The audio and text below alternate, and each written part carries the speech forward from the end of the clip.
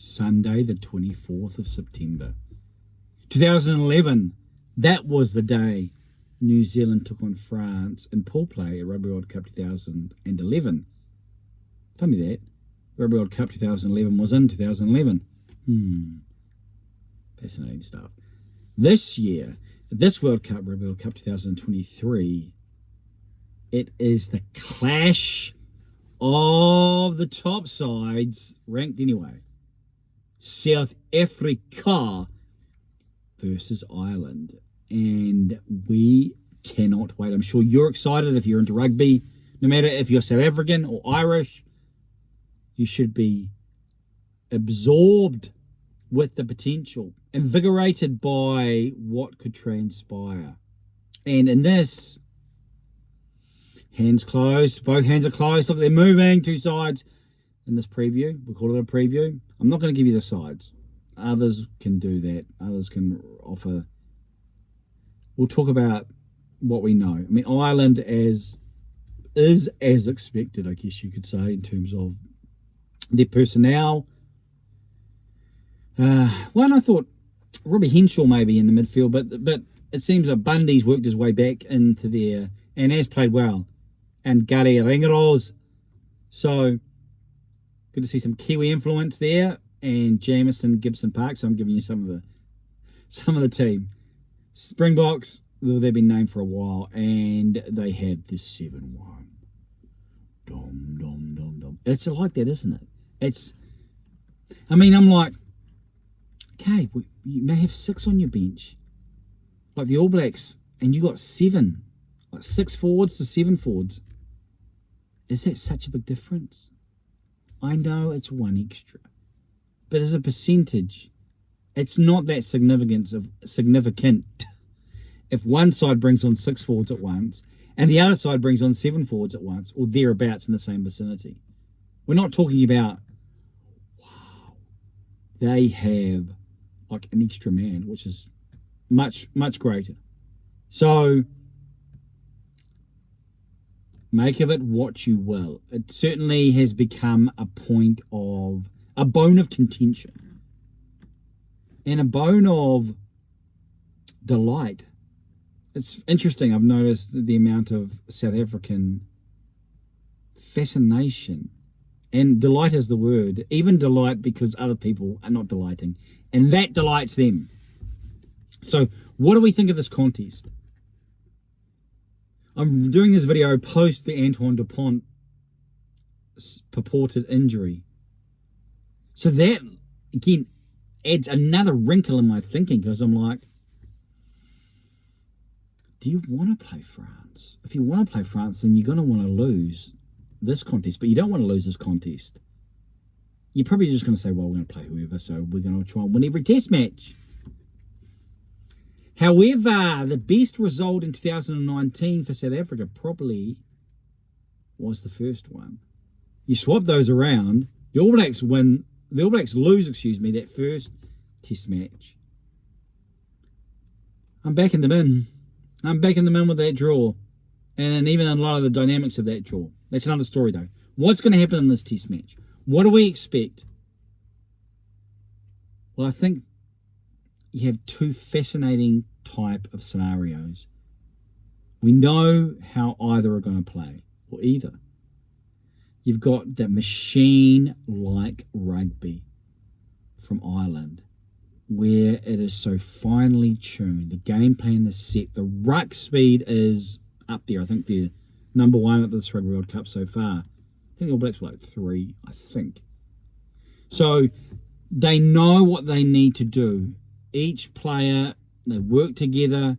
Their parts is not as great as the whole, but the parts know their place in the whole. Therefore, the whole becomes more than the placement of parts. So confusing, but it's a beautiful thing when you see them. When you see a machine working in the various whirring parts and like just along the conveyor belt or whatever it is, and each has its role to play, and out pops a lovely machine at the end. Well, that's how Ireland play their rugby. Each person, each phase, each part or component, each domino in the descent or ascent knows when it should fall. And so when they put it together, it's a symphony. Ireland play a symphonic style of rugby, and it does have that aesthetically pleasing element. But they require certain things that will be challenged by the Springboks. So they require possession. Really? Yes, they require good front football. They require clean ball, fast ball. And that means what happens up front is going to be vital. The Springboks have already, if we switch it now, as we try and sort of work our way through, so we switch it over, we know the Springboks where they're going to play. They have a lot more in their back line to be able to unleash, but they're going to know that they need to nullify and negate the Irish attack by dominating the physical collisions. And so they will look to hurtle their caboodles around and into contact. They are going to unleash their physical specimen and look to not only drag the Irish into like a rugby form of pugilism, because that's going to tire the Irish out. The Irish having to defend, the Irish are having to try and control their discipline. We know the All Blacks, I think the All Blacks really struggled at Twickenham. Like, you look at that contest, the All Blacks actually did okay outside of those mistakes. Like, again, things go their way, and it's a different scoreboard at half time, and it doesn't require like a mass rewriting, if I can spit it out, halfway. All it requires is not throwing an intercept pass from Geordie Barrett and then not being a knock on, and Richie Wong going to nail that penalty. I mean, it's not really hypothetical. It's what you would expect from international. So, but they offended, and yellow, red. So if South Africa are able to do that to Ireland, draw them in, force them to defend, force them to place their bodies on the line, that's going to nullify their edge. I mean, you know what it's like when a machine is knocked about. I mean, it's lovely when all the parts are nicely shaped. I mean, you look at an engine, and, you know, if all the parts have oil, if there's oil in the engine, I'm not a machine guy, so I'm sort of talking through something or other. So the pistons are pumping, and they're nicely shaped out so that, you know, they're working in harmony. That's great. And we see the effects. But if you knock it about, if you start denting it, if you start dinging it, what's going to happen to the engine? Maybe he's going to chew something and spit something metallic out. That's what Ireland need to be able to overcome versus the Springboks. Not only in the start of the game, but when in the second half, when South Africa do their switcheroo with their forward pack, minus probably Peter, Steph, Toy. That's the challenge. Because I think when you're playing the Springboks, you want to get off to a good start. You don't want to get behind. I think if the Springboks can get a start like they did against the All Blacks versus Ireland, it's going to be very, very difficult. I think they're probably the one team in the world of rugby that the start is important and staying in proximity is vital. Because if you get behind, especially in a tournament rugby, especially at a Rugby World Cup, where it's just different, you know that. It's harder, it's almost, I don't want to say impossible, but it's very difficult to be able to work your way back into the contest when South Africa are not giving you the space to be able to shape your game. It's not sevens, it's not festival type rugby. And so they're demanding of you through their, let's say 50% or 45% at work, or 40, maybe Ireland will dominate possession. They're still going to ask, and they're still going to require so much of Ireland, ask so much of Ireland, that the challenge for Ireland to maintain the integrity of their structures, the integrity of their game, will be tested. Now, of course, Ireland have played South Africa before and been successful. Then Ireland are not some, paper plane that, one bad navigation into a movable object is going to mean goodbye. So they can handle the physicality.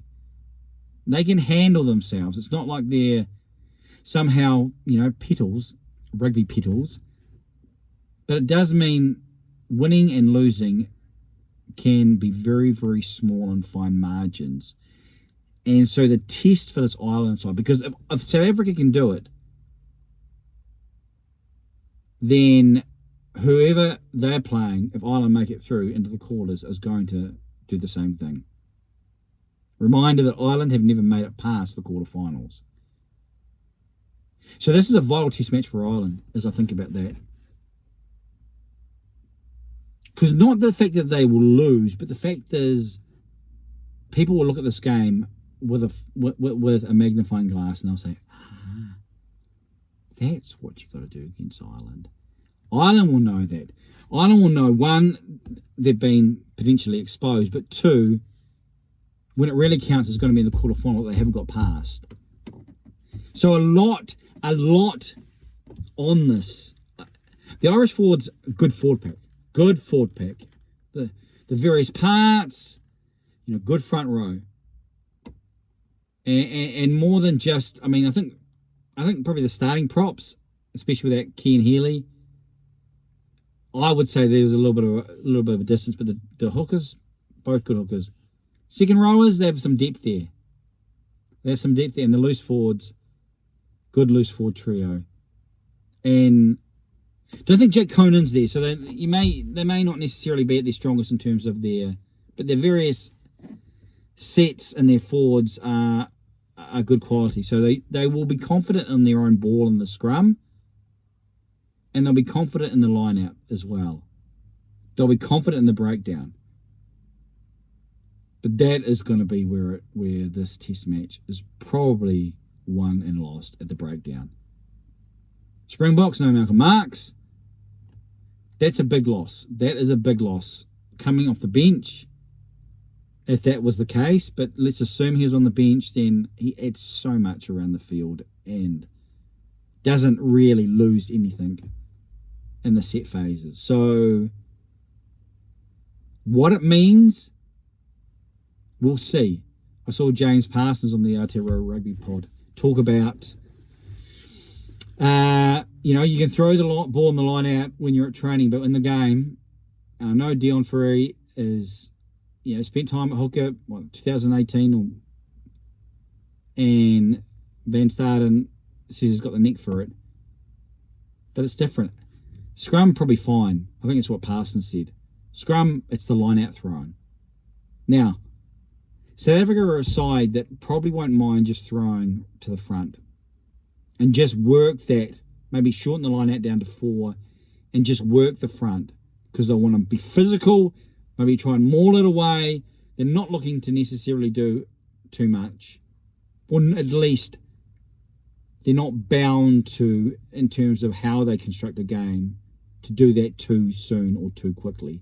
They're happy to let that develop. So the back lines, fascinating. The insides, Gibson Park versus Phat. Different skill sets when I look at them. I think either can have a significant part in their team's success. But more so it's the 10s. Lebock versus Sexton. The student, the young guy, relatively speaking, versus, the experienced. One just beginning to find his feet. One who's about to put his feet up. Maybe, we'll see. But 38 says it all, really. So, different. Lebock, I think I saw a stat. about his kicking is 60s to 70s. Sexton, well, you know you're going to be pretty happy with what he generally delivers. So will that be the difference? That's going to be an interesting. It could come down to the kicks. We talked about the midfield, Springbok midfielder, De Allende and Jesse Creel. De Allende provides a lot of go forward, a lot of size. That's a fascinating battle with he and Bundy Aki. Remember back in the Super Rugby days, we used to call him Al Bundy Aki. But anyway, it's another story. So that's going to be interesting. And then the outsides with guys who can definitely raise the game and finish off. It's interesting as I think about, do I expect... Probably South Africa, you expect the kick pass and those, maybe less about running, but more about ball off boot in the air in different ways. I even think back to this Mount Smart test match, and I know that there was a one really close try, and it went upstairs, and I think it was from a kick, and it was a ball grounded in the end goal and various things like that. So South Africa may be more so, about what to do with kicking the ball and the outsides, how they deal with it. But Willemse will return the ball. He'll kick for sure, and that's what sides are doing. But he also will run it.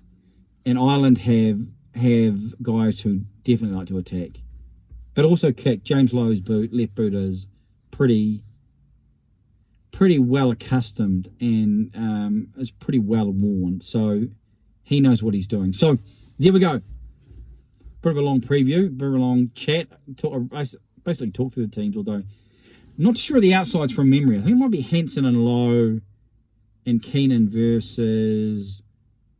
Interesting, the Springbok one's not so clear as the Willemse and Arendse, and I don't think it's Mapimpi. I think it might be Colby. Maybe it's Mapimpi. But either of those, whatever the makeup it is of those starting lineups and the benches, I would only hasten to guess, but it promises to be a compelling contest and a fascinating contest. And in light of all the other things that are happening around pools A and B, then who knows what the best result will be.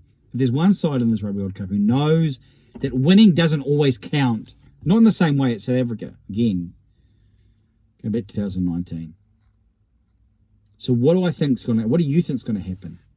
I think the bookies, I think that they, or those who are trying to be a little bit more objective, are giving the box favoritism. And I'm just trying to think the internal register, because obviously, generally the internal register isn't too far from it. The waters inside don't really have a strong sense. But if I was to back one side, you'd probably lean more to a draw. No, maybe not. But it's going to be fascinating. I think genuinely either side can win it. I think in South Africa you get a good start, then that can be the key difference. And therefore, if Ireland are able to stay with them and able to handle the transition into the second half, I think that's the case. If South Africa can assert their identity, and I view their identity as starting strong, really starting strong, and then having a secondary push in the early part of the second half. If those two parts, and Ireland can not only resist that, but maybe even surmount it, then I think, they can have enough. But what transpires? Well, only time will tell. But I think those are the dynamics. We're at about 20 minutes, so I've talked enough. You've listened enough, haven't you? You got other things to do than listen to some aging Kiwi sitting in a parked car.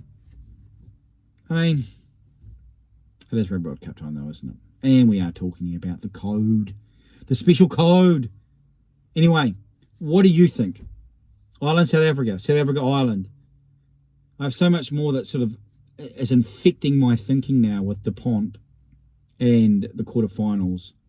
Even for Ireland, they lose to South Africa. Scotland. Can Scotland come out of the mist and slap a drum on them? It's one of the wonderful realities of tournament sport, isn't it? That one moment can echo through a number of others, or be sung upon by something that isn't necessarily directly related. So, what say you? Ireland, South Africa, the game of round 3 or weekend 3, but not the only compelling contest. I mentioned in another video, we've got Wales, Australia. Wales, Australia, that's going to be a belter. Australia have to win. Have to win. We've got Scotland, Tonga. Tonga and Scotland both really have to win. And that's not it. Previous thing, the first one is Argentina, Samoa. That fascinates me. Both are pretty well known to a New Zealand audience, but who's going to win that? And I mentioned the other one was Portugal, Georgia. That was it. Portugal, Georgia. Lesser sides, but could be. You'd expect Georgia to come through, but the Portuguese do play with a lot of endeavour and a lot of excitement and a lot of action. So, a lot to look forward to on this third weekend. Not because it is just someone's birthday who will remain nameless, but because hopefully we see a number of matches that remind us and that invigorate us for what will be come the business end of Rugby World Cup 2023. What do you think of Ireland, South Africa, and even these other matches? I'm going to stop talking. I'm about to push stop because this has gone on for too long. I'm Johnny King.